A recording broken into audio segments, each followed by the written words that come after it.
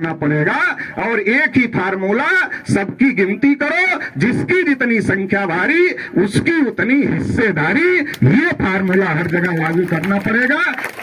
में हर नेता जब भाषण करने के लिए आता है तो कहता है आपका विकास करेंगे। 75 वर्ष के बुजुर्ग लोग हमारे मंच पर बैठे हुए हैं। मतलब जब से आप लोगों का राजनीतिक अनुभव है भाषण सुनने का, किसी नेता ने ये नहीं कहा होगा कि हम आपका सत्यानाश करेंगे, आपके लिए गलत काम करेंगे, आपके लिए खराब काम करेंगे। ऐसा किसी नेता ने भाषण नहीं दिया होगा। हर नेता ये भाषण करता है कि आपका विकास करेंगे, विकास करेंगे। करना पड़ेगा कि हमें निःशुल्क दिया जाए, हमें कोचिंग निःशुल्क होनी चाहिए, हमें एडमिशन निःशुल्क होना चाहिए, हमारी पढ़ाई निःशुल्क होना चाहिए और गुणवत्तापूर्ण पढ़ाई होनी चाहिए जहां हम पढ़ना चाहें। तो इसकी भी लड़ाई लड़नी पड़ेगी।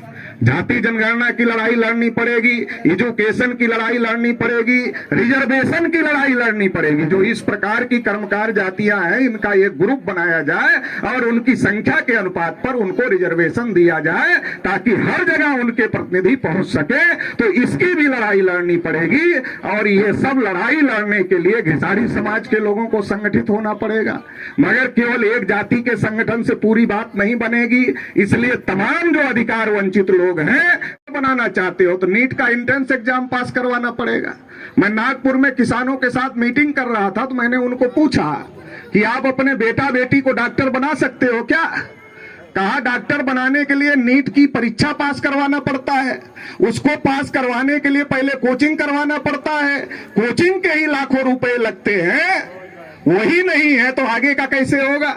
कोचिंग कराने के लाखों रुपए नहीं है तो अपने बेटा बेटी को कैसे डॉक्टर बनाएंगे? तो आजादी के 75 साल में मैंने कहा देश का इतना विकास हो गया कि पहले हम लोग अपने बेटा बेटी को डॉक्टर, क्या करना पड़ेगा? रोजगार के लिए क्या करना पड़ेगा? हमारे रोजगार घिसाड़ी समाज के रोजगार छीन लिए गए तो उसके लिए क्या करना पड़ेगा? ये लड़ाई, ये बात समझना पड़ेगा पहले, क्या करने से क्या होगा और क्या नहीं करने से क्या नहीं होगा। आंकड़े आना चाहिए कि हमारी टोटल आबादी में हमारी आबादी कितना, फिर हमारे लोग कितने पढ़े लिखे, नहीं पढ़े लिखे हैं तो उनके लिए पढ़ाई लिखाई की कोई योजना बननी चाहिए, कोई प्लान हो। तो जाति की गिनती करने में क्या प्रॉब्लम है आपको? आजादी के 75 साल में पता होना चाहिए किसका किसका विकास हो गया। जिसका हो गया उनको हम पीछे लाने के लिए नहीं कह रहे हैं, मगर जिनका नहीं हुआ ये भी तो पता चले किसका किसका नहीं हुआ। जिनका हो गया अच्छी बात है, उनको मुबारक हो, मगर जिनका नहीं हुआ ये भी पता चलना चाहिए कि इनका विकास नहीं हुआ। और आजादी के 75 साल में जिनका जिनका विकास नहीं हुआ उनको भी 70 साल की आजादी में हमारा विकास हुआ क्या? अभी यहाँ बात कर रहे थे लोग, वो कह रहे थे हमारे तो सरपंच ही नहीं है, हमारे सरपंच ही नहीं है, तो विकास कितना हो गया आजादी के 75 साल में? तो ये 75 साल में विकास क्यों नहीं हो रहा है? क्योंकि डाटा के बगैर विकास नहीं हो सकता है, जानकारी के बगैर विकास नहीं हो सकता है।